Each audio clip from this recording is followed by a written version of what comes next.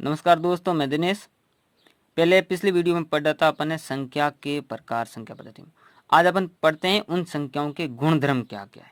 तो दोस्तों, गुणधर्म क्या क्या है। पहला गुणधर्म है सवर्त गुणधर्म, दूसरा क्रम विनिमय, और जो तीसरा है सहसर्य या सहसारिता गुणधर्म। ठीक है, तो ये 3 गुणधर्म है, तीनों को अपन अच्छे से पढ़ रहे हैं। आप नियम ध्यान रखें, आप मैं जो बोल रहा हूँ उसको ध्यान से सुने।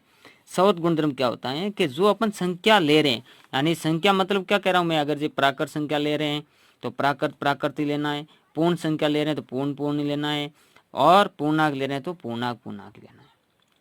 ध्यान रखें। अब मैं कह रहा हूँ सबसे पहले योग में अपन नियम को कैसे करना है कि अगर अपन प्राकृत संख्या में प्राकृत संख्या जोड़े तो अगर उत्तर हमारा फिर प्राकृत संख्या में अगर आता है तो वहां पर वह नियम लगेगा, अगर नहीं आता है तो वहां पर नियम नहीं लगेगा। जैसे मेरा एक प्राकृत संख्या है प्लस 5 भी प्राकृत संख्या है, मैं जोड़ूंगा तो 7 आएगा, जो ये भी प्राकृत संख्या है। इसका मतलब मेरा इसमें नियम लगेगा। आप कौन सी भी प्राकृत संख्या लेकर के उसमें प्राकृत संख्या जोड़ेंगे तो वापस आपका उत्तर प्राकृत संख्या ही प्राप्त होगा।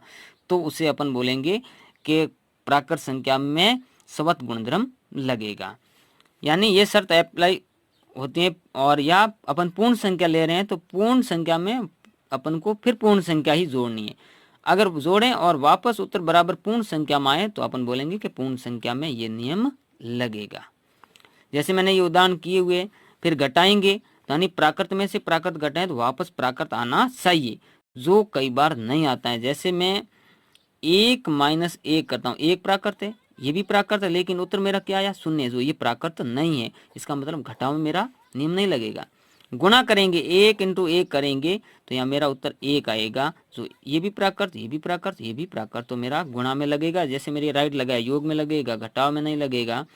और इधर मेरा ये उदाहरण भी किया हुआ है, प्राकृत प्राकृत प्राकृत प्राकृत प्राकृत, और ये क्या प्राप्त हो गया, पूर्णांक, तो घटाव में नहीं लगेगा। गुणा में 0 पूर्ण संख्या है, 1 भी पूर्ण संख्या है, गुणा किया तो वापस क्या आया, 0 आया, जो पूर्ण संख्या तो गुणा में लगेगा।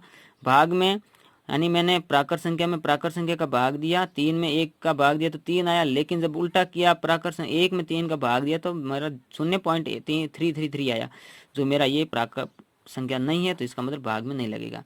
तो सवर्त गुणधर्म आप समझ गए किस में लगेगा, योग में लगेगा, घटाव में नहीं लगेगा, गुणा में लगेगा, भाग में नहीं लगेगा। ठीक है, यानी योग और गुणा में सब नियम, ये तीनों नियम लगेंगे, घटाव और भाग में नहीं लगेगा।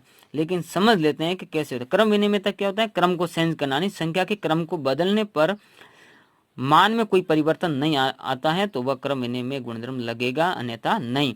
जैसे मेरा a + b, यानी इसको मैं a 3 मान लूँ और b 4 मान लूँ, यानी 3 + 4 करूँ, फिर मैं इसको चेंज कर दूँ, b यहाँ b ये 4 आ जाएगा, और यहाँ चेंज करूँगा 3 यहाँ पर आ जाएगा। तो इसके मान में कोई परिवर्तन नहीं आता है तो वहाँ पर मेरा क्रम विनिमय लगेगा, नहीं तो नहीं लगेगा। जैसे मेरा यह क्या, 3 + 4 = 4 + 3 बराबर आ रहा है, इसका मतलब योग में नियम लगेगा। अब इसमें घटाव करते a - b बराबर होना चाहिए b - 1 के। अगर ऐसा होता है तो नियम लगेगा, नहीं तो नहीं लगेगा, लेकिन ऐसा होता नहीं है, बराबर नहीं आता, इसका मतलब नियम नहीं लगेगा, मेरा क्रॉस किया हुआ। यानी 3 - 4 करते हैं तो -1 आता है, और 4 - 3 करते हैं तो +1 आता है, जो दोनों बराबर नहीं है, इसका मतलब घटाव में नियम क्रम विनिमयता नहीं लगेगा। गुणा करते हैं a × b बराबर b × a होना चाहिए, बिल्कुल होता है कि 2 को अगर 5 से करें या 5 को 2 से करें, उत्तर तो हमारा 10 ही आएगा, तो हमारा गुणा में नियम लगेगा। इसी प्रकार भाग में a भाग b बराबर b भाग a होना चाहिए, लेकिन ऐसा होता नहीं है, इसलिए भाग में नियम नहीं लगेगा। और शॉर्ट में यहाँ देख लीजिए कि योग में लगेगा, घटाव में नहीं लगेगा, गुणा में लगेगा, भाग में नहीं लगेगा। यानी मैंने अभी बताया ना कि योग और गुणा में ये नियम लागू होते हैं, घटाव और भाग में लागू नहीं होते हैं, आप इतना ही समझे। फिर सहसारिता नियम में 3 अंक होते हैं, ये 3 अंकों पर क्रिया करते हैं, यानी a b c। जैसे मेरे अंक है 3, जैसे a हो गया 2, b हो गया 3, और c हो गया 4 मैंने लिया, और क्रिया करते हैं। जब एक बार a को बाहर ले लें और b + c को कोष्टक में ले लें, इधर a + b को कोष्टक में ले लें, c को बाहर ले लें, और कोष्टक को लेते हैं, इसका मतलब पहले कोष्टक को सरल करते हैं फिर ये जोड़ते हैं। जैसे मैंने 3 + 4 किया तो 7, और 2 को फिर ऐड किया 9 आ रहा है, तो इधर मैंने इसको ऐड किया पहले, तो 2 + 3 5, ये 4 9, यानी योग में बराबर उत्तर आता है, तो इसमें सहसारिता नियम लगेगा। घटाव में ऐसा बराबर नहीं आता है, आप करके देख लेना, बराबर नहीं आता है, इसका मतलब ये नियम नहीं लगेगा। फिर गुणा में बराबर आता है नियम, आप करके देख लेना, तो ये नियम लगेगा, और भाग में बराबर नहीं आता है तो भाग में नियम नहीं लगेगा।